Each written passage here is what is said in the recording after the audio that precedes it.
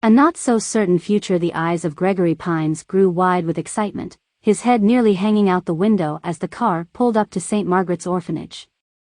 Well, at least it was an orphanage until it closed down 3 decades earlier, reducing the structure to one of the many abandoned asylum-type buildings that dotted the United States, and all across the world really. Of course, like the rest of the most famous of these structures, the defunct orphanage was heavily believed to be haunted. Catching a glimpse of Greg's reaction through the corner of his eye, Dipper couldn't help but smirk. His son's enthusiasm for Dipper's line of work never ceased to amaze him. Greg had been traversing North America with him investigating the paranormal since the boy was old enough to take an interest in the subject. Which was when he was around 8, which meant Greg had spent basically half of his life serving as his dad's de facto sidekick. Dipper figured he would have been numb to exploring these dark and creepy places after all these years, but the boy still approached each case with the same gusto as he had the very first. This particular apple definitely didn't fall far from the tree. In fact, it took root and started to grow a new tree right next to it. Do you think the legend of the bloody matron might actually be true? Greg asked, as he and his father stood outside of their car staring up at the imposing structure. That's what we're here to find out, Dipper said dryly. Over the years, he'd learned to subdue his once youthful exuberance behind a mask of scientific curiosity and indifference. The circumstances of his personal life had done their toll on him as well, molding him into the man he was today. Somewhere between the young idealistic Dipper Pines and his late mentor Stanford.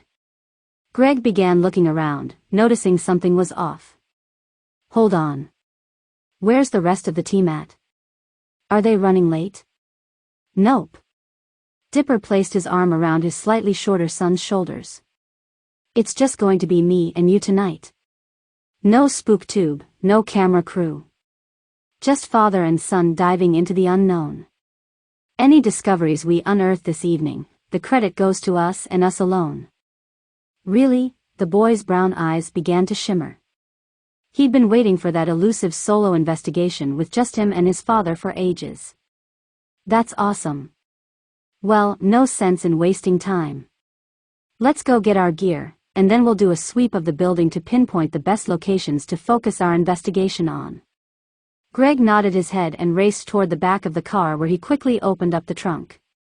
He failed to notice his father's smile erode once the boy's attention was no longer focused on him. Dipper didn't have the heart to tell his son that he decided this investigation would be just the two of them because it might actually be the last investigation they got to go on for a while. Somewhere deep in the woods of Central Oregon, the forest had been overrun and taken over by a clan of loud, boisterous, red-haired, freckle-faced creatures scientifically classified as corduroys.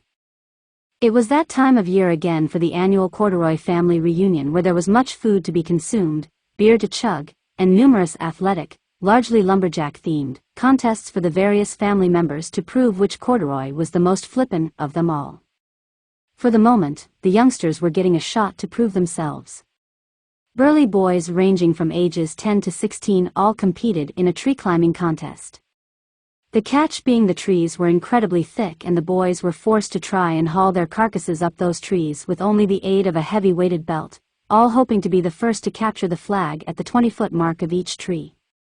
Amongst the mostly beefy boys, there was a slim-framed 13-year-old girl, who quite frankly, was smoking every one of their butts. Go Amy! You can do it! Cheered the girl's mother and adult doppelganger. Amy didn't need much encouragement, however. Once she set her sights on winning, showing up her loudmouth braggart cousins, nothing was going to stop her. The boy next to her, the oldest of the participants, watched in dismay as Amy reached the top first, claiming her flag and first prize in the competition. She pumped her fists and then dangled the flag for her family to see while they all roared and cheered in support. That's my girl. I knew you could do it. Grinning, Amy loosened her belt and slid down the tree swiftly, her feet touching the ground with a graceful thud. As graceful as a thud could be anyway. Getting some peeved looks from her male cousins, she walked over to her proud mother, and her possibly even prouder grandfather, who handed Amy a small golden trophy shaped like a beaver. The standard prize for winning any of the reunion competitions. You earned this pumpkin. Congratulations, Dan declared with a beaming smile. He loved all his many grandkids, but his favorite was a poorly kept secret. It was the one who happened to look like a small clone of her mother, who herself was the spitting image of Dan's late wife. Was it really any surprise that there never really was a contest? Thanks, Grandpa. Amy pulled out her phone and took a quick selfie of her holding up the trophy. I gotta send this picture to Greg, he'll get a kick out of it. Just can't wait to show off. You're coming off a little desperate to impress their Arentia, Amy? I thought you got over your little crush on Greg? Amy scowled, turning a very light shade of red. It was kind of true. Amy did once have a small crush on her oldest friend but had gotten over it long ago. Those warm brown eyes of his at one time made her insides feel all gooey, plus she couldn't help but hang on every word when Greg would relay the stories of his various adventures with his father. Damn, how she envied the life her best friend lived. She'd gotten over that crush over time though. Greg was a couple years too old for her, and the more he started to feel like family, those feelings got so weird that they just started to erode. Amy smirked ever so slightly, knowing the perfect way to poke back at her mother. It would never work out between us anyway. It would be so weird considering we'll probably end up becoming step-siblings one of these days. Now it was her mother's turn to scowl and turn pink. I've told you plenty of times that Dipper and I are just good friends. There's nothing going on there, regardless of how persistent you and your little partner in crime seem to want to push us in that direction. Amy just shrugged and hit send on her phone. She began impatiently waiting for her bestie to respond. Well, that was disappointing, Greg pouted as the car pulled out of St. Margaret's parking lot. An entire night's investigation and not one piece of credible evidence. In this field we fail far more often than we succeed, Greg, his father reasoned. You should understand that pretty well by now. I do, but I had high hopes for this place. Always thinking ahead and never dwelling too much in the past, Greg promptly asked. So, where are we off to next? Gravity Falls. Actually, figured we could take some time off and visit with your Aunt Mabel, and maybe even Amy and Wendy. Greg perked up ever so slightly. That sounds cool. Haven't been back home in a while. Really? His father spoke, sounding surprised, with perhaps a tinge of hope in his voice. You consider Gravity Falls home then? Well, yeah, I guess. Greg paused as he thought about the question in greater detail. In truth, the Pines father and son team didn't really have one set place they called home.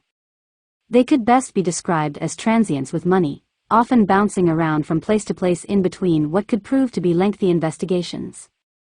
Greg had spent most of his young life sleeping in various hotels and occasionally crashing at the home of friends and family. Heck, he hadn't attended public school since the second grade, having been homeschooled and mentored by his father in the same vein as Dipper's grunkle Ford had offered to him all those years ago. The arrangement hadn't made for the most stable of childhoods, but it's not like the boy noticed all that much. He loved his life as it was, so some of his relatives' pestering insistence that he needed more normalcy in his life fell upon deaf ears. If there was one place he could call home, it was probably Gravity Falls. That's where his aunt and most of his friends lived after all. In his case, home truly was where the heart is. Where else would I call home? Why would you ask that all of the sudden? Well, funny you should ask that. Dipper trailed off nervously. Before he could continue though, he was interrupted by the ringing of his phone. The theme from The Exorcist filled the car, causing both father and son to produce simultaneous groans of exasperation. Though if Dipper was being completely honest, this was one occasion where he was halfway glad to get an unexpected, yet somehow also totally expected, call from his ex-wife. Do you have to answer it? Greg groaned, memories of past phone calls between his parents streaming through his head. Most of which involved a lot of insults and yelling over subjects that typically involved him. Afraid so, kid. There's only so many times I can hit ignore and pretend I was too busy to take the call. Dipper pulled over to the side of the road before reluctantly accepting the call. Hello, Tara. Mason. She greeted dryly. Dipper frowned, knowing she only used that name because she knew he hated it. Thank you for finally picking up after the 12th call. I'd like to know how my son is doing. Alive and perfectly happy per usual. Hey Greg, did you want to talk to? Dipper looked back at his son, only to see he apparently had spontaneously decided to take a nap. Dipper's sweat dropped, a look of betrayal on his face. Never mind, he's sound asleep. Apparently. Where exactly are you two, by the way? California? Texas? Maine? Stop me when I get close. If Dipper's brow could furrow any deeper, he'd have hair in his eyes. Is there a point to this call? Or has your lawyer given you a quota for how much you're supposed to nag me during a given week to try and help your imaginary case? The point is making sure my child is being well cared for. And that you haven't forced him into the woods looking for Bigfoot or crawling around some condemned asylum you think is haunted. Of course not. Dipper hesitated only briefly, taking a quick look behind him at the orphanage still visible from where he was parked. I can guarantee you that we haven't been to any asylums, or even the woods for that matter. And for the record, I don't force Greg to do anything. For the cases when I do bring him along, it's more or less because he insisted on coming along. His interest in my work is genuine, not myself imprinting my own interests onto him. He might feel like snowboarding off the top of Mount Everest, that doesn't mean you let him do it. He's a 15-year-old boy. He needs a home, to go to school, and have a normal life. Not crisscrossing the country with his father like a couple of hobos riding the rails. Just because he wants something doesn't mean that's what's best for him. You are his father, you know, so you do have the ability to tell him no. Or maybe I finally need to take this information before the judge and question your ability to be an appropriate guardian for our son. Sparks were nearly flying from Dipper's teeth by this point. How dare that bitch? You go ahead and try it, Tara. You abandoned the boy when he was 2 and signed over all your custody rights a year later just so you and your rich-ass husband wouldn't have to worry about paying child support. I know the courts usually favor the mother in custody cases, Tara, but in our particular situation, I don't think I have much to worry about. Maybe. Unless I can prove you're not providing our son with a safe and stable home life, or that you're knowingly endangering his safety. Evidence of which you have plastered all over the internet the last time I checked. Funny how you had no interest whatsoever in our son's well-being until you found out about my web show a few months ago and realized there might be money involved. What happened? Did your hubby cut off your allowance or something? I've admitted to my mistakes, and I'm trying to repair my relationship with my son. If you'd stop getting in the way. He's a smart boy, and he saw through your bullshit faster than anyone.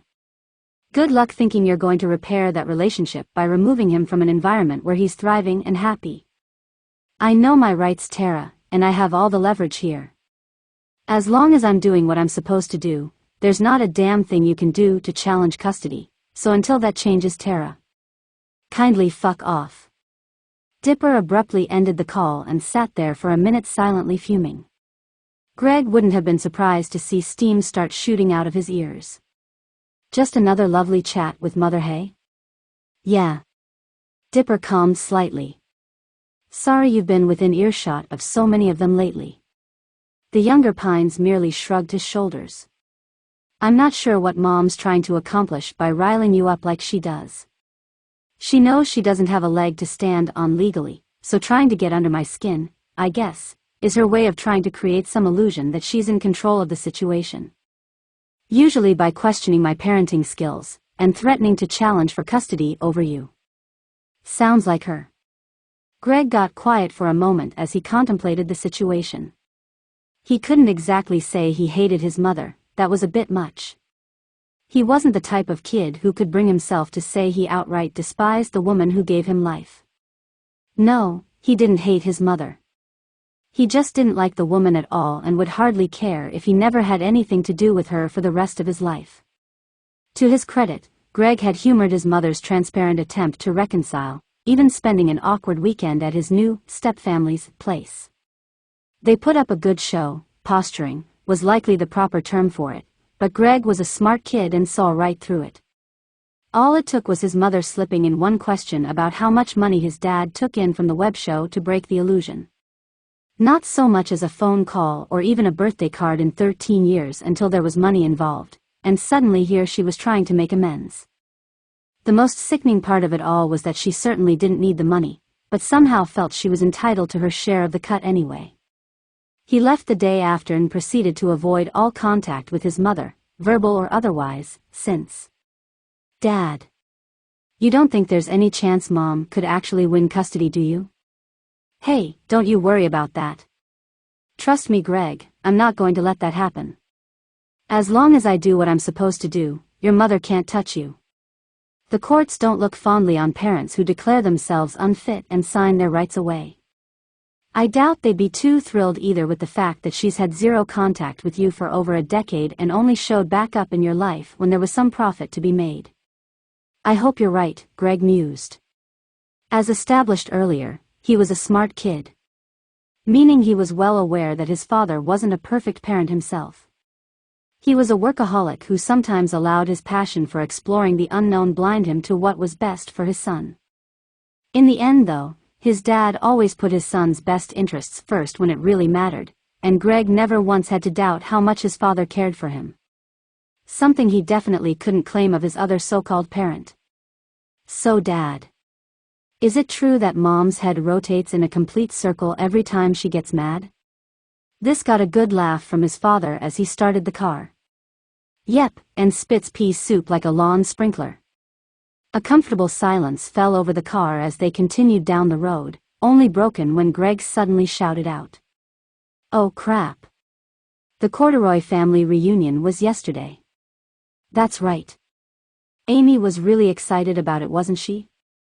Dipper chuckled while his son turned on his phone and frantically checked his messages, grimacing once he noticed he'd received 8 from the girl in question. I take it from the look on your face that Ms. Corduroy's been in contact with you. You going to get in trouble for not responding right away? Oh, I'm sure half her texts are yelling at me for forgetting to turn my phone back on. He was right, but the first 3 made him smile. Amy posing with several different trophies from various contests she won at the reunion. Looks like she did pretty well for herself. Hey, maybe she'll forgive me when I let her know we're coming to visit. Yeah, to visit. Dipper trailed off. Thankfully, his son didn't notice. A couple more hours on the open road later, and Greg really had drifted off to sleep. It had been merely a matter of time anyway, the boy exhausted from staying awake the entire night ghost hunting in St. Helens. The only reason Dipper wasn't nodding off behind the wheel was the tolerance he'd built up to the rather insane sleep schedule of a paranormal investigator. The long hours without sleep barely affected him anymore. Now confident his son was likely out cold until they reached their destination, Dipper picked up his phone and made a quick call to his sister. Hey there, Mabel. Just wanted to let you know, we're about 3 hours away from Gravity Falls, so we should be seeing you soon. Great. I've already got clean sheets on the beds, and I have a special diner planned for tonight, so no spoiling your appetites before you get here. I wouldn't dream of it, sis. Thanks for putting us up while we're transitioning. Oh blah. You don't have to thank me. You know I love having you guys visit. Just out of curiosity though, how long are you planning on staying this time? Hopefully only a week or 2. However long it takes for me to find a decent apartment. I'll need to save up for a bit before I start thinking about anything bigger. Dipper couldn't see it, but he could almost hear the smile forming on his sister's face. So you're actually serious, huh? You're going to move back to Gravity Falls and actually stick around this time? Yeah. It's gonna be weird for us for a while, but Nathan made it pretty clear what I needed to do to keep a certain gremlin off my back. Nathan was Pacifica's husband, and by extension, a personal friend of the family. He also happened to be a damn good lawyer who'd been advising Dipper on his potentially pressing legal issues with his ex-wife over custody of their son. The bitch probably thought she had the advantage at first with her husband's high-priced lawyers, but thankfully Dipper just happened to have friends with deep pockets of their own. My case is rock solid and there isn't much Tara can do to challenge for custody over Greg. There really isn't anything on any of our SpookTube videos she could use to prove child endangerment, since perceived threats from beings like ghosts, aliens, and cryptids aren't admissible in court, since you can't technically be threatened by something the law deems does not exist. Nathan did advise that the court might look down on our transient lifestyle, and that might potentially be a window for Tara to try to sneak through to challenge custody. So, to make sure I don't lose my son, I need to make sure he has a permanent home where he can attend school and live the life a kid his age should. And Greg is okay with that? I doubt it. I haven't gotten around to actually telling him yet. The only reason I'm calling you now is because he's asleep. I don't want to spoil his return home, so I'm going to wait a couple of days before I drop that bomb on him. He's not going to be happy at first. I'm sure he'll grow to understand sooner than later, bro. What's going to happen with your little SpookTube channel though, since you're going to be scaling back the investigation schedule? I'm still working on that. I might have to change up my content a little bit and hope the fans don't get upset by it.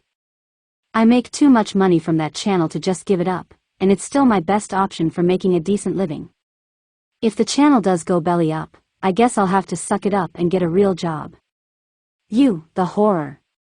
Mabel teased, as she shivered for absolutely no other reason than to entertain herself. Hey, you gotta do what you gotta do, right? Whatever it takes to keep Superbitch from taking our boy away. That's the plan, Mabel. Dipper sighed.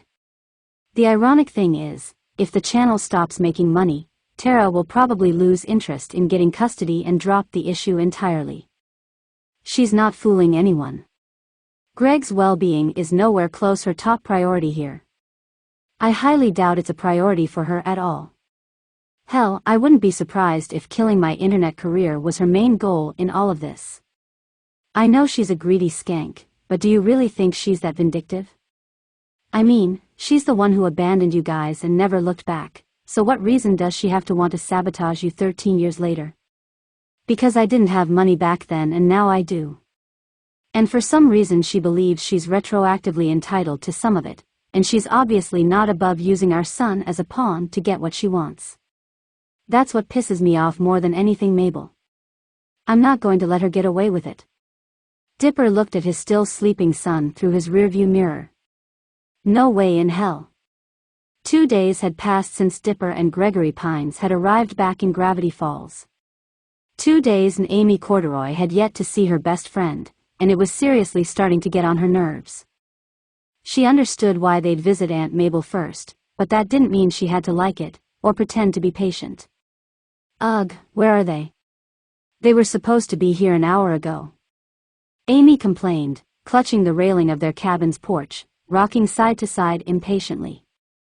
A structure Manly Dan himself had constructed shortly after Amy's father had removed himself from the picture. Wendy wasn't wild about the idea at first, but Dan knew his daughter's independence was important to her, and he would be damned if he was going to allow his only daughter and grandchild to have to fret over a place to live. It was one of the few occasions that Wendy allowed logic and practicality get a win over her pride. They probably just got held up, sweetheart, Wendy replied with an amused smirk. Calm down, will ya? You'll see your boyfriend soon enough. Not funny, Mom, Amy pouted, sounding more irritated than actually angry or embarrassed. And kinda gross.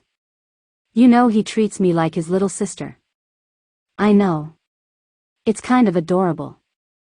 Wendy beamed down at her daughter, whose foul mood rarely meant good things for anyone. As far as the kid was concerned, two could play at her mother's little game. So, are you and Uncle Dipper plannin' on having your traditional date tonight? Like you usually do whenever they come back to town? It's not a date, Amy. But yeah, we're gettin' together for dinner. It's our time to catch up after all. Where are you goin' this time? Greasy's again? Nope. Actually thought it would be nice if we just had a homemade meal here at home for a change instead of goin' out. Amy's overall demeanor really perked up when she heard that. So, you're going to invite the guy to stay at your house and cook him dinner, but yet somehow that's not a date? No, it's not at all. Mabel's comin', too, so get your head out of the gutter. Why are you wearing the necklace he gave you then if you're not trying to show off to him? Wendy blushed, actually flustered by her daughter for pointing that out. She hurriedly stuffed the piece of modest jewelry behind her shirt so it couldn't be seen. "What's gotten you so preoccupied with my love life here lately, Amy?" "I dunno," she shrugged. "Maybe I can tell you're lonely, and I don't want to see you grow to be some miserable old hag. I'm perfectly fine on my own, Amy Hahn, when and if I want to start datin' again, I'm perfectly capable of findin' my own boyfriends, thank you." Amy didn't appear impressed. "Are you forgetting that I've met most of your boyfriends?" "I strongly disagree." Wendy regarded her daughter with consternation. "Who taught you to be so snarky anyhow?" "Grandpa says I take after you," she quipped, a slightly smug smirk on her face. "Of course he'd say that."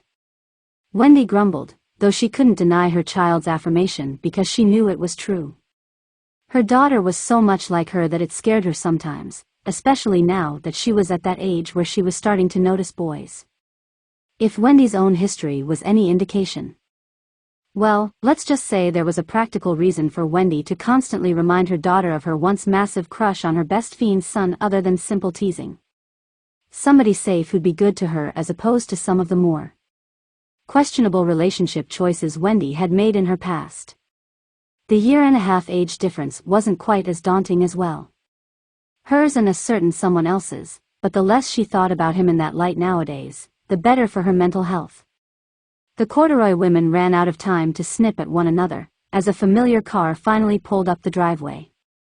Wendy smiled almost unconsciously, while her daughter bounced off the porch so hard she jumped clear over the railing and into the yard, or at least that's what it looked like from Wendy's perspective and amusement.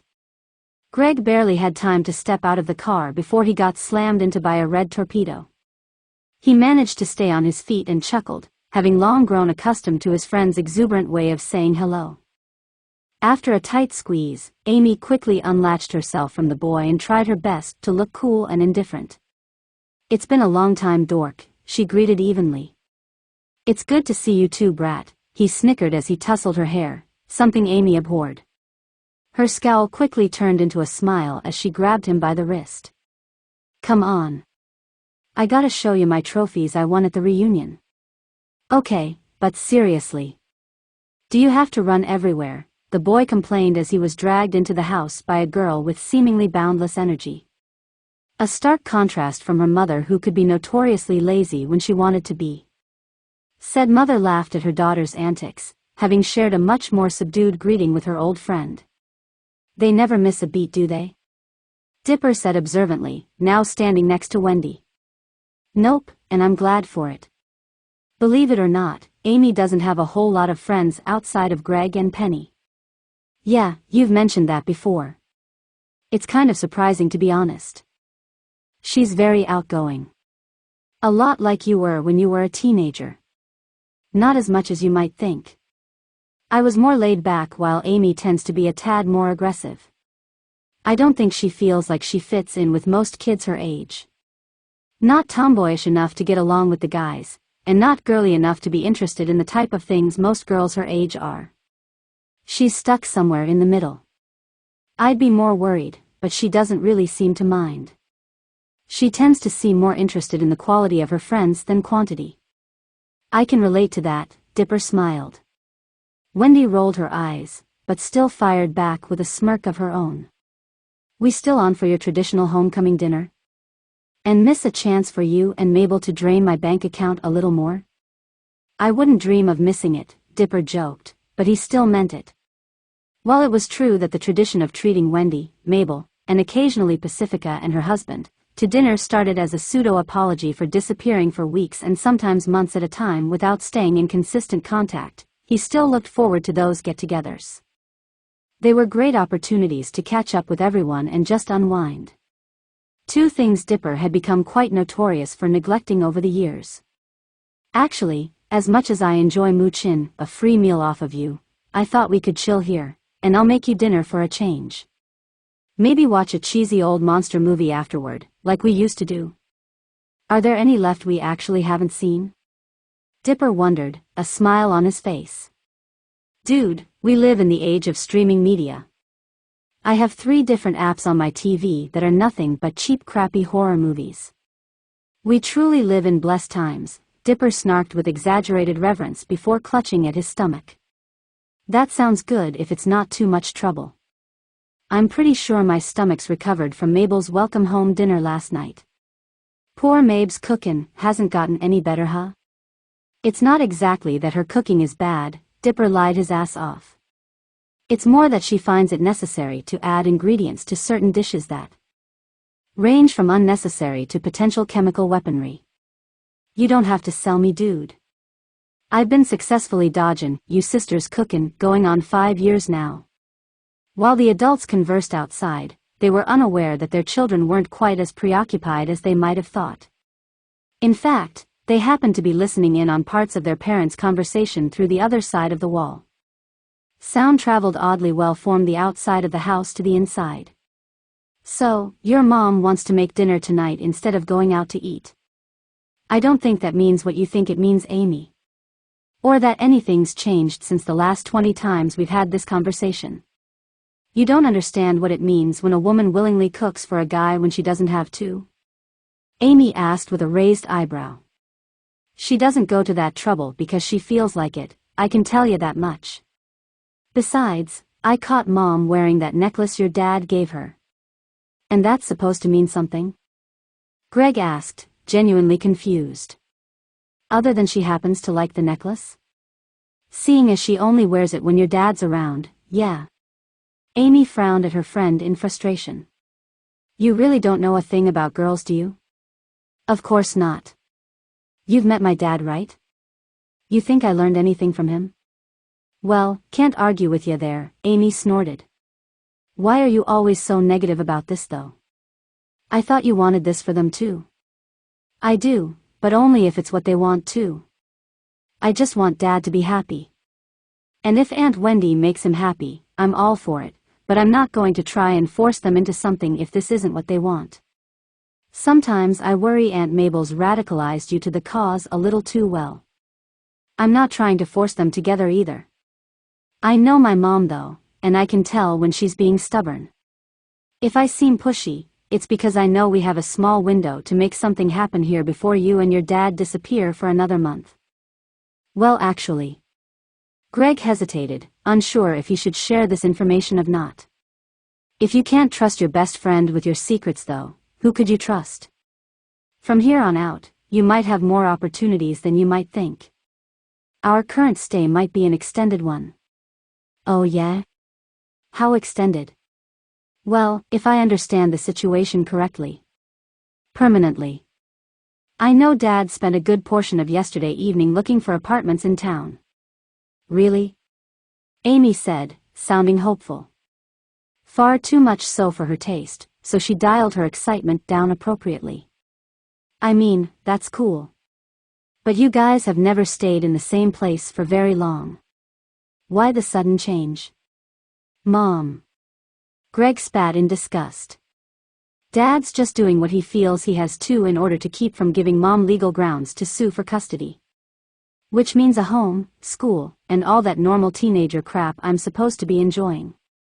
You don't sound very excited about it. Over being forced to live a normal boring life after a lifetime of adventure and excitement?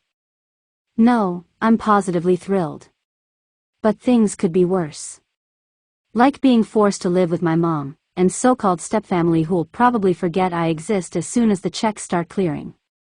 The boy clenched his fingers so tightly he nearly drew blood from his palm. Tell me something, Amy. Have you ever had any desire to meet your father, or even know anything about him? Nope. No interest whatsoever. He cut out on me and Mom before I was even born, and I haven't so much as heard a word from him since, so I don't even care to ever hear one or even know what his name is. Mom refuses to even talk to me about him, and that's perfectly fine with me. I wish I had your resolve, Greg sighed as he pressed his back against the wall and slid down onto his rear. Because I got curious, and it cost me big time. And now that bitch sees dollar signs and thinks that gives her the right to swoop in and try to threaten everything that's important to me. I wish I never answered that damn phone call. Amy fidgeted, unsure of what exactly she could say in support of her friend. She settled for sitting down next to him, looking uncharacteristically unsure of herself before finally offering, "Hey, it's not going to be all bad, right? You'll have more time to hang out with me at least. Though I'm worried I'll get tired of you if I gotta look at that face every day." Greg smirked at her barb and traded one of his own. "Just like I worry that having a little red turd clinging to my leg all the time is going to get." Ouch. Greg winced as said leg got a swift kick from said turd. "Fair enough. Just do me a favor and don't mention what I told you to your mother, or my dad for that matter. I don't think I'm supposed to know yet. At least he hasn't gotten around to telling me we're settling down just yet." "How did you figure it out then?" "What can I say?" Greg asked with a shrug. "I'm my father's son. I figure shit out. The trick is not to let the authority figures in your life realize just how smart you are, and they tend to underestimate you." "Huh. I gotta remember to use that sometime." Amy smirked and then nudged the boy with her elbow. "Hey, now that you're going to be around more often, that means you can finally ask Penny out. You know, now that you don't have the whole long-distance relationship business to use as an excuse not to." "Why, ugh." Greg turned as red as Amy's hair. "I just moved back into town. It's a little early to start worrying about stuff like that, isn't it?" "I'm not hearing a no." Amy sang. "So, if you two ever get married, are you going to take the Northwest name to appease the family like her dad did?" "Oh, shut up." She refused. The teasing would continue for some time. "Food should be ready in 10. Wendy called from the kitchen. Dipper was in the process of setting the table, having wanted a way to make himself useful since Wendy had all but banished him from the kitchen. "Amy, if you can hear me, why don't you and Greg wash up and come down for dinner?" A few seconds later, Amy's redhead poked into the kitchen. "Actually, Mom, we're in the middle of a movie, so would you mind if we ate in my room?" Normally a stickler for the rules she personally set for her home, Wendy wouldn't have allowed this, but this was a special occasion after all. "All right, I guess. But I better not find a single crumb on the floor or dish left in your room, got it?" "Got it, Mom." "Thanks. That sure smells good," Dipper complimented, standing at the counter separating the kitchen from the dining room. He was technically still barred from entering the kitchen proper. "Thanks. It's roasted chicken marinated with my special blend of seasonings." "You roasted an entire chicken. What happened to not going to any trouble?" "Hey, it's my house." Wendy smirked. "I'll decide what's too much trouble and what's not. Now, be prepared to have your taste buds assaulted." Once the old friends had sat down at the table to eat, they immediately noticed the oddity that 3 of the 5 places Dipper had set sat empty. The kids were accounted for, but "I guess Mabel is running late," Wendy assumed. Mabel had never been the type to turn down a free meal of any kind. "I guess so. Maybe I should call." Almost on cue, Dipper's phone vibrated. He checked his texts, and sure enough it was from Mabel. "It looks like Mabel won't be able to make it. Because her cat is feeling depressed, and needs Mabel to provide emotional support." "Oh, good grief." Wendy groaned as she threw down her fork. Her forehead wound up in the palm of her hand. Couldn't even be bothered to come up with a decent excuse. She probably could have tried a little harder, couldn't she? No, the obvious lie is completely intentional because she wants us to know she's lying. You know your sister well enough to know when she's orchestrated a setup. "I certainly can. Yeah, this is one of her favorite tricks now that I think about it." "What's she setting up for though?" Wendy glared across the table at her old friend incredulously. "Seriously, dude? Mabel cancels on us abruptly. The kids excuse themselves from eating at the table to make sure we're alone together. You startin' to get what's going on here, Dip?" He didn't, and he stared at Wendy blankly for a moment until the answer finally smacked in the face. "Oh. Yeah, I get the picture now. But why? People have been trying to hook us up for 10 years now, Dipper. I don't know why they still bother. Maybe because they see 2 single parents whose kids have no contact with their other parent and think, wow, those 2 should be together. Like they're some overzealous fans of some lame-ass TV show trying to cobble together a couple from the show's spare parts. I'd like to think there's more to it than that, Dipper snorted, eyes slightly narrowed. We have a history, Wendy. I know I'm not your type, but is it really all that crazy to imagine that if our circumstances were different, one day we might have? Well, you know. Why Dipper pines? Wendy grinned, not taking what Dipper said too seriously. Both were comfortable enough in their friendship that they could openly talk about subjects like this without things getting weird. Usually. Are you suggesting you've been fantasizing about me in your spare time? Well, when you're not preoccupied with ghosts and aliens, that is. Dipper grinned himself, more than willing to play this game with her. You're asking if, when I was a kid, if I ever fantasized about someday marrying and having kids with my first crush? Of course not. What teenaged boy does that? Dipper snarked, before taking a bite of his chicken. He swallowed before continuing. Nothing serious though, since I knew you never felt the same way, but yeah.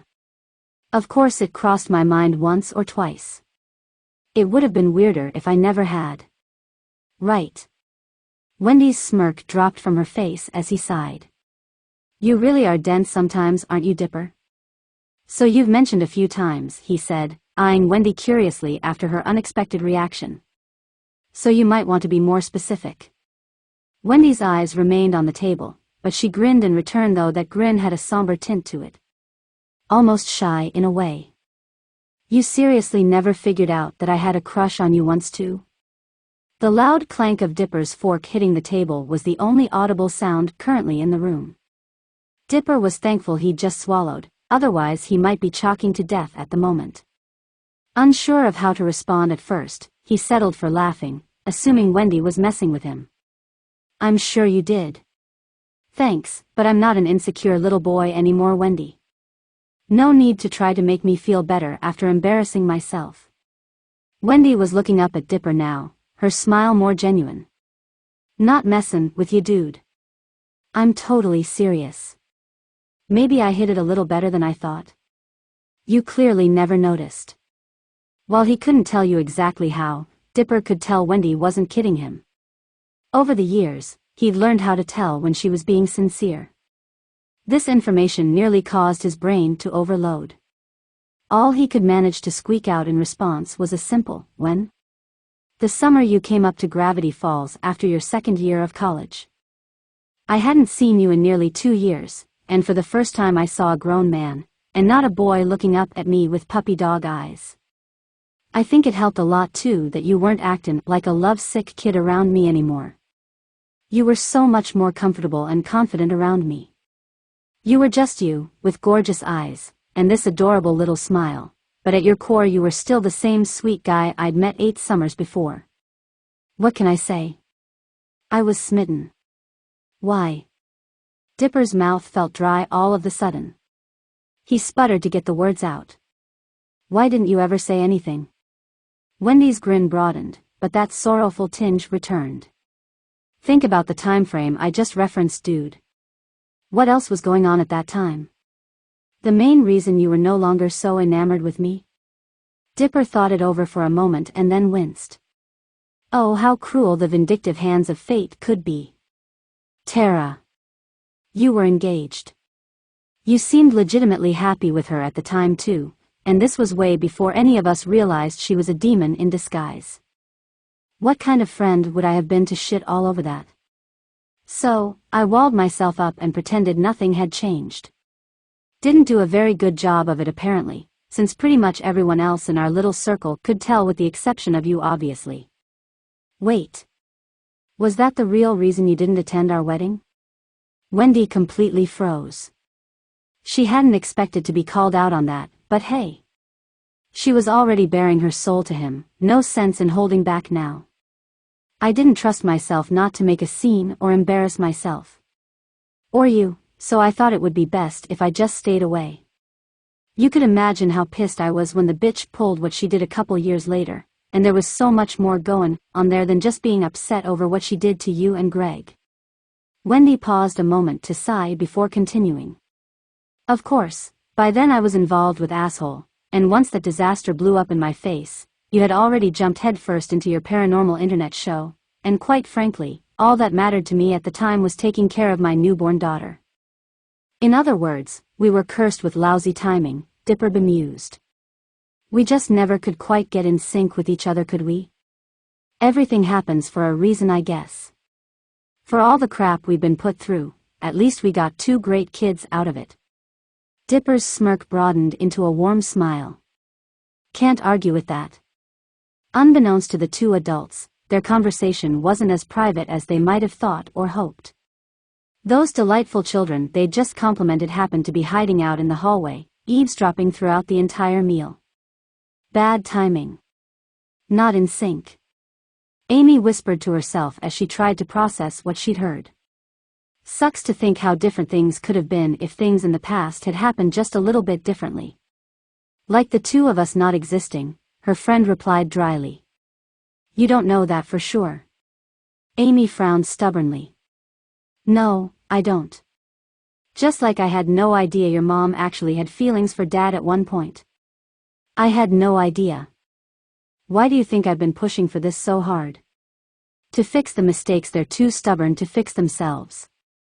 The only reason I even know about it was because I bugged Mom enough one time that she let it slip. The fact that she confessed to your dad about it is telling. How so? Why do you think, dumbass? Amy growled, frustrated at her friend's obliviousness. It's times like this she was glad she looked at him too much like an older brother to maintain that crush she once had on him. Pursuing any type of relationship with the boy would have proved absolutely maddening. She pitied poor Penny. That girl was definitely going to have to make the first move if they were ever going to go anywhere. She's opening up to him, and a girl doesn't leave herself vulnerable like that for no reason, especially someone with trust and pride issues like my mom. The real question is whether your father is as brain-dead about girls as you are, or if he sees the opening and walks through. Back at the dinner table, the old friends had been focusing a little more on eating, Dipper in particular needing a bit of a break from conversation after the bombshell just dropped on him. He knew the silence couldn't last forever though, otherwise she might think he was going to get weird and shut down if she didn't think that already. This chicken really is good, Wendy. Thanks. You're pandering, but since I know it's true I'll let it slide this time, Wendy joked, hoping to establish a comfortable atmosphere. In truth, she was scared to death over how Dipper was going to take the information he'd just received. Wendy had her reasons for sharing, however, for taking what she herself considered a tremendous risk. Another brief silence followed, and Wendy decided to break it this time. So, what's the next big adventure you have planned once your visit's up? Well, to be perfectly honest. Dipper hesitated, an awkward smile on his face. Finding an apartment and enrolling Greg in high school. Funny thing is, house hunting is turning out to be more difficult than some of my ghost hunts. But yeah, it looks like Greg and I might be more permanent fixtures in Gravity Falls for the foreseeable future. Now it was Wendy's turn to drop her eating utensil. Really? She asked, as she quickly picked up her fork to save face. I mean, that sounds cool. Why all of the sudden though? Nathan's recommendations. As you know, the succubus has been floating around looking for a payday, and she's more than willing to threaten my custody and Greg's happiness to do it. I'm doing what I need to do in order to make sure none of that happens, and Greg is taken care of. I need to put what's best for him ahead of my own ambitions. Something I hate to admit that I don't have the best track record of doing sometimes. Hey, you're being the best father you can be, Dipper, Wendy assured him, sounding considerably more upbeat than she had been a minute or two ago. He's as bright, polite, and well-adjusted as most kids I've ever met, so you're doing something right. I appreciate it. Dipper's rueful smile dipped into a frown. But sometimes I feel like I've taken advantage of his enthusiasm for my work to keep charging full steam ahead without really considering that his childhood is quickly disappearing in the process. Selfish actions, regardless of if the results are positive or not, are still selfish actions. Well, here's the way I look at it, Dip.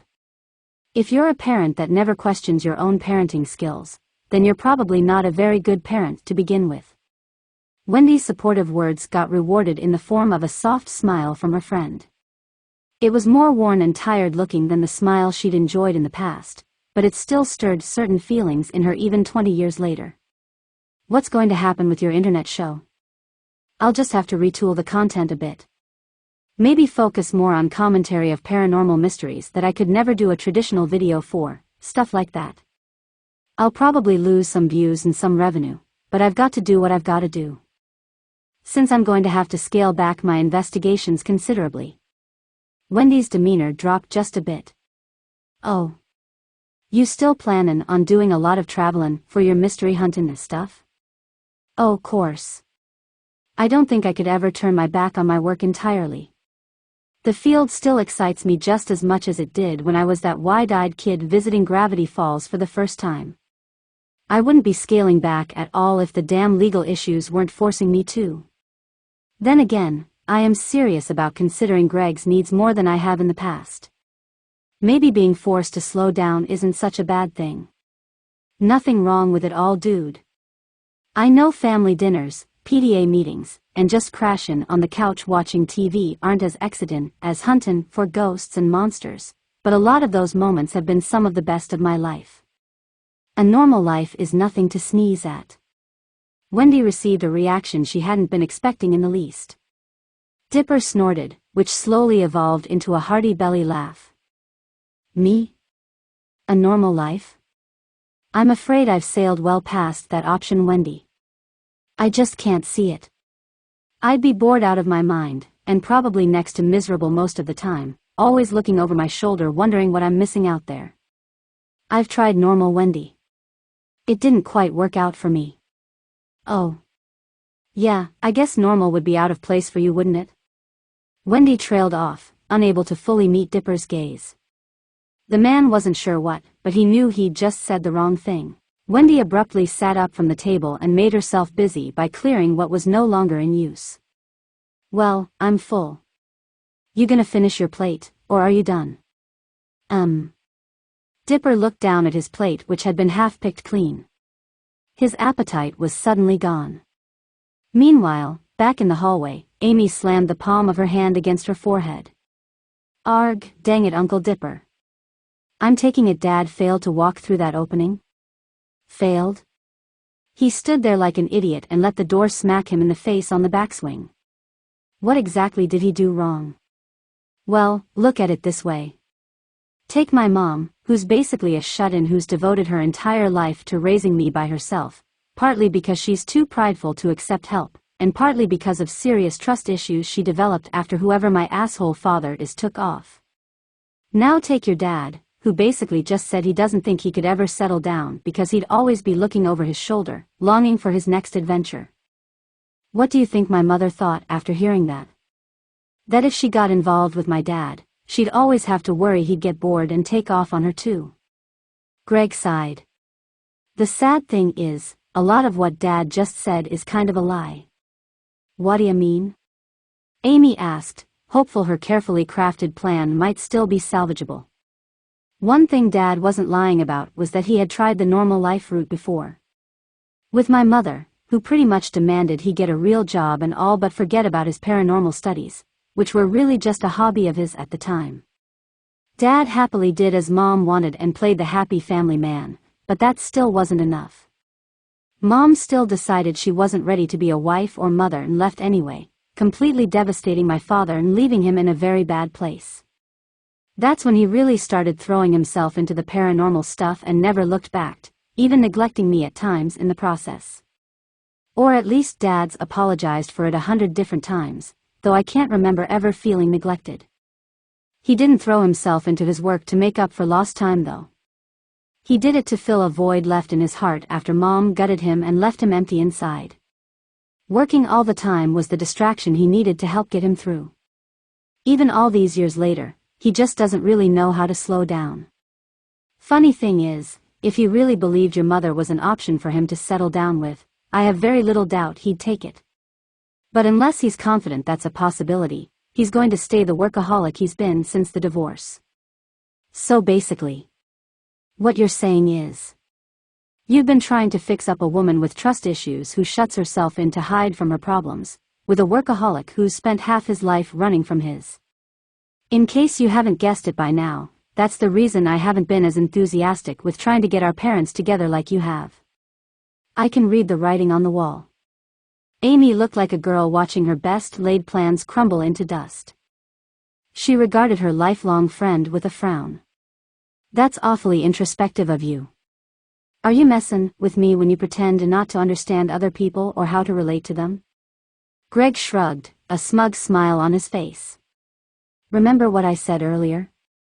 About not allowing others to realize how observant you actually are. Gotta have my fun somehow, right? This earned him a hard elbow to his ribs. Sorry. And no, it's not totally an act. I know jack about girls and relationships in general. But I know my dad, and I know your mom. I think Dad might be right about the two of them never being in sync. Neither of them has ever been in a good enough place at the same time to be emotionally available for each other the way lovers need to be. Maybe that means they're just better off staying friends. Maybe. Amy's brow furrowed with determination. Or we just need to resort to more drastic measures. Come on. Greg mildly protested as he found himself being dragged up to Amy's room. She locked the door behind them and quickly got down to business. Please hear me out before you freak out on me, okay? Does your dad still have that time tape thingy the fat time-traveling guy gave him? Greg paid Amy's request no heed and freaked out. What? Oh hell no. Whatever crazy-ass idea you have in your head, erase it from your memory right now. Oh, what's the big deal? Your dad and Aunt Mabel used the thing when they were kids, and the planet didn't explode. What's it gonna hurt if? Your cavalier attitude concerning messing with time is the only reason I need to tell you no, this isn't going to happen. And that's just one of dozens of reasons. You realize they don't hand out time-traveling devices like prizes at the county fair, don't you? The time police entrusted that tape to my dad under strict instructions never to use it unless there was an absolute emergency. Dad's taken that promise so seriously, he hasn't used it even once as long as I've been alive, and I highly doubt he ever intends to. Especially for his own personal gain. He wouldn't be using it for his own gain, we'd be doing it on his behalf. What's the worst that could happen? Other than corrupting the current timeline, it could completely break the trust between Dad and the time police, and there's no telling what the consequences for abusing that privilege might be. Not to mention that if you actually succeeded and got your way, that success would very likely result in the two of us being erased from existence. Well, if you only want to focus on the negative consequences. Amy whined stubbornly. No, Amy. Just no. I was willing to skip out on dinner to give our folks some time alone together, but messing with time. I'm sorry, but I've gone as far as I'm willing to go.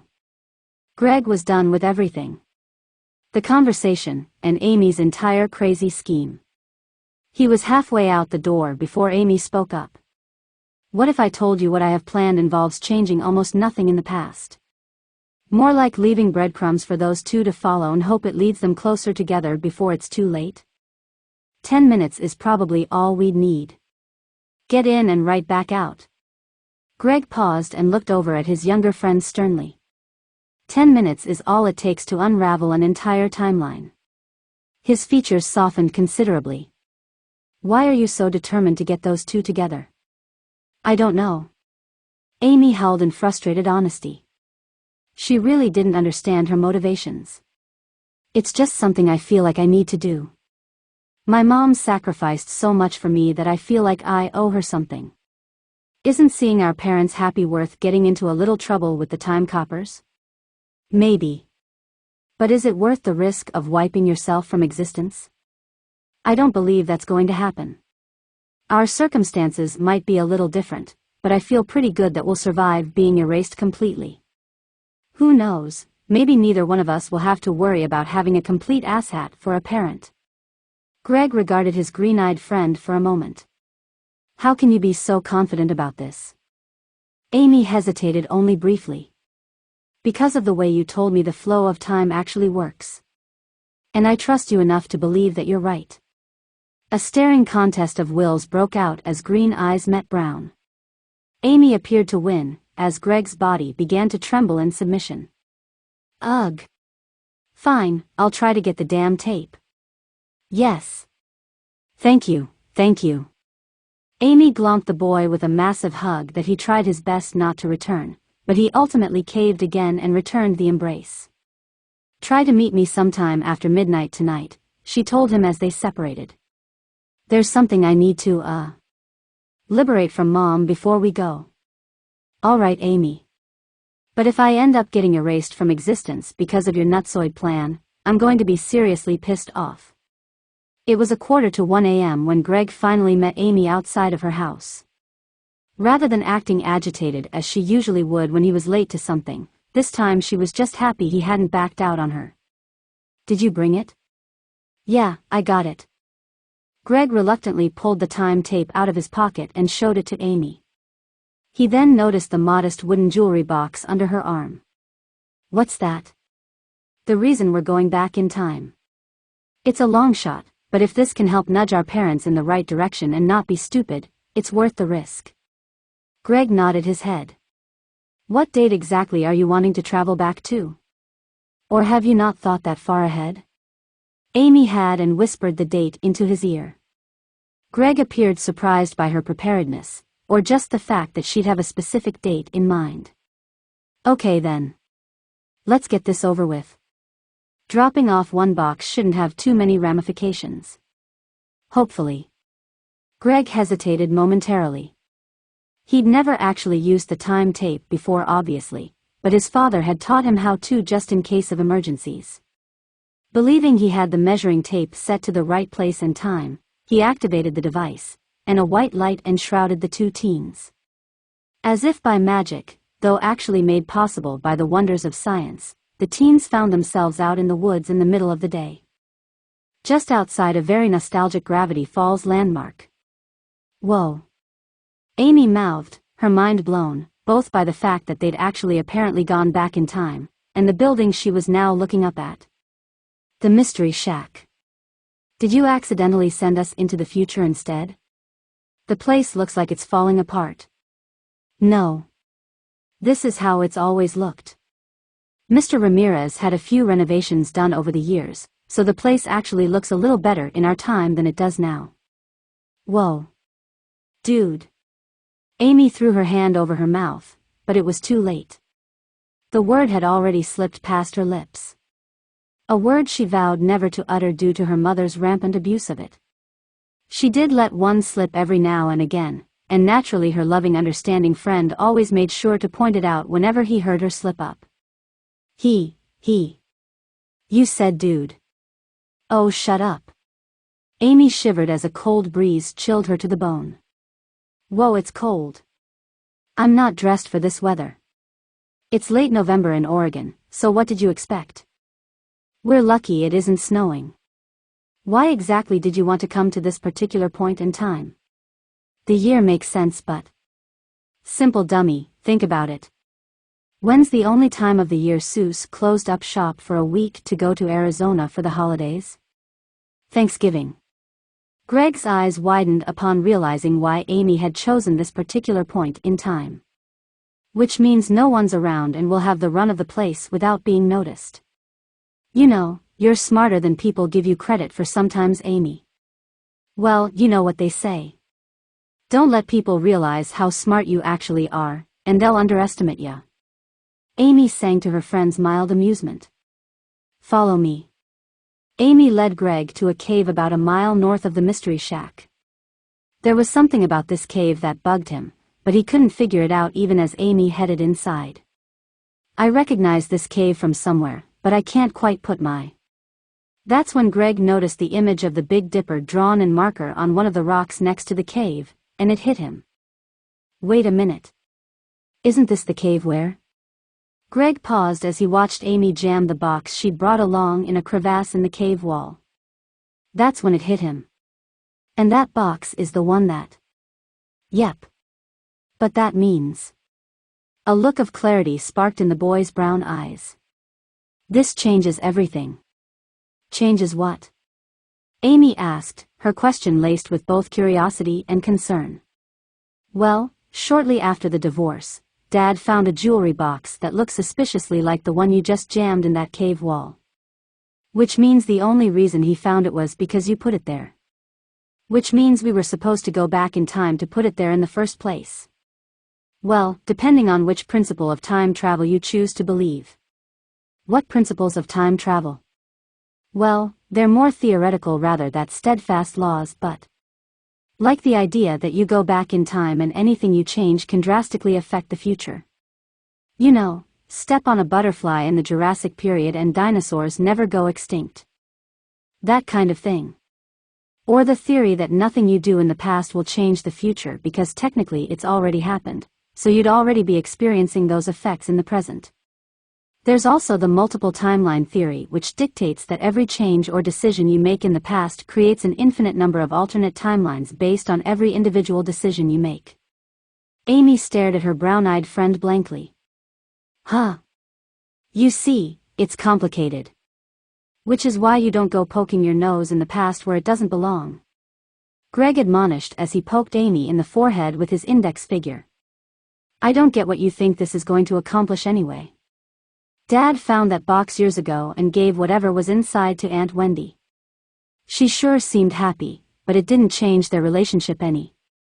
Well, this is where we'll need to deviate from the original script now, won't we? Amy replied smugly. Follow me. We're not done quite yet. So much for being in and out in 10 minutes, Greg complained as he followed after his friend. Their next stop was a cellar that seemed to have been placed in the middle of the woods for no apparent reason. Of course, this was not the case. While very little of the original structure was left, you could still tell there used to be a cabin this cellar used to be attached to before it was lost to time. It was unlocked, so the kids had little difficulty prying the doors open and descending the stairs into the dark, musty cellar. How the heck did you know this cellar was here? I grew up in this valley, duh. I played in this area a lot as a kid, so do you really think I wouldn't notice a ruined house with only the creepy cellar left intact? Or not investigate the moment I saw it? I know a certain relative of yours that wouldn't have been able to resist either if he ever finds it. Amy decided not to venture too deep into the cellar. She removed an old brass key from her pocket and hung it on a hook near the bottom of the stairs. Wait, isn't that the key for the box? I'm pretty sure Dad found the box with the key next to it. Well, we have to deviate from the original flow of events somehow, don't we? To me, placing the key somewhere else to be found sounds like a good way to change things up without altering the timeline too much. Oh, I almost forgot. Amy removed a folded piece of paper from her other pocket. She lifted the key and pushed the paper through the hook to keep it in place, before sliding the key over top of it. Seriously, now there's a note. How do you expect Dad to even find this cellar in the first place? Simple. We make it a mystery that he needs to solve, Amy replied haughtily, as she produced 3 additional folded pages of paper. All your dad's gotta do is find one of these and he won't be able to resist. There's more. You realize that the more objects you leave in the past, the more likely we are to alter the future, right?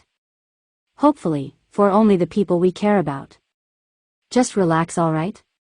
Just 3 more notes to place, and we can ditch the past before we cause any serious damage. I know exactly where to hide 2 of them. The brown-eyed boy had decided to stop complaining and just humor Amy with the notes. If they really were going to be a danger to future events, the Time Anomaly Squad would take care of them before anyone had a chance to find them. He didn't have the heart to tell Amy that and spoil this plan she was clearly so proud of, though. Best just to humor her until they got back home and not risk her doing anything stupid. It wasn't until Amy was down to her final note that Amy turned to her childhood friend for advice. Greg. I know you don't really want any part of this, but could you help me with this last note? Is there any place I can hide it that can more or less guarantee your father is the only person who'll ever find it?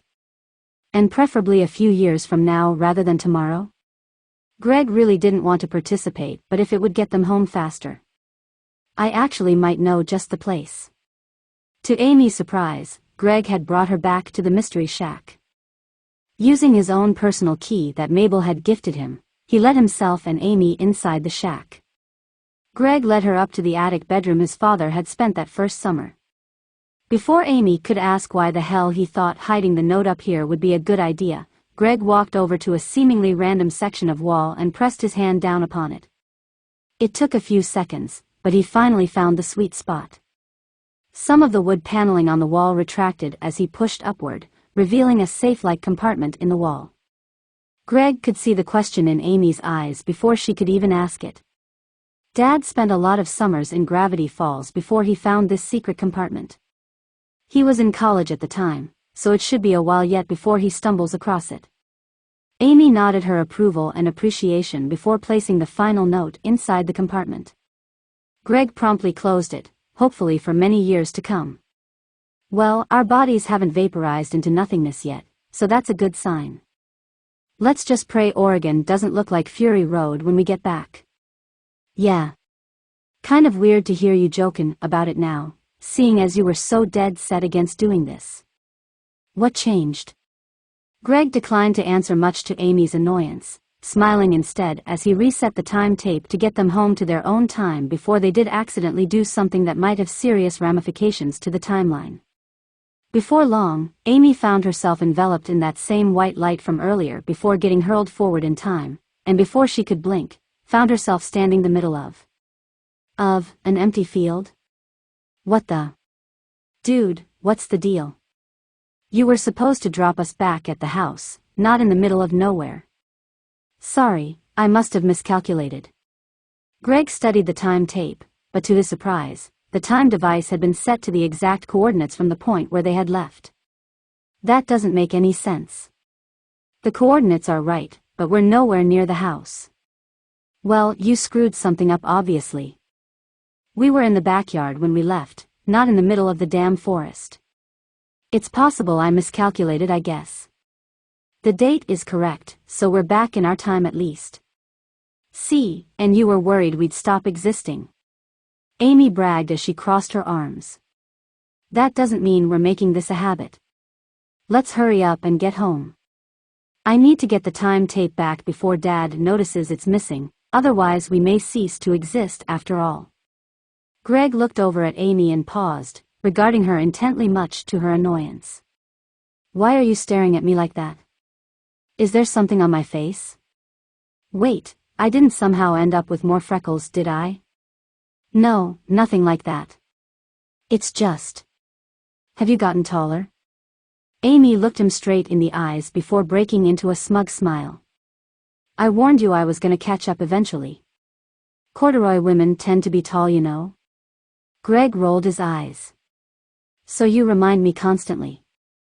There's no telling how long of a walk we have ahead of us, so let's just go home. Sounds good to me. Amy yawned, but as she fell into step with him, she couldn't help but steal an extra glance at the boy when she caught a good glimpse of him out of the corner of her eye, the light of the moon providing just enough illumination to get a good look at him. It was kind of strange, but she'd never really noticed just how green his eyes were before.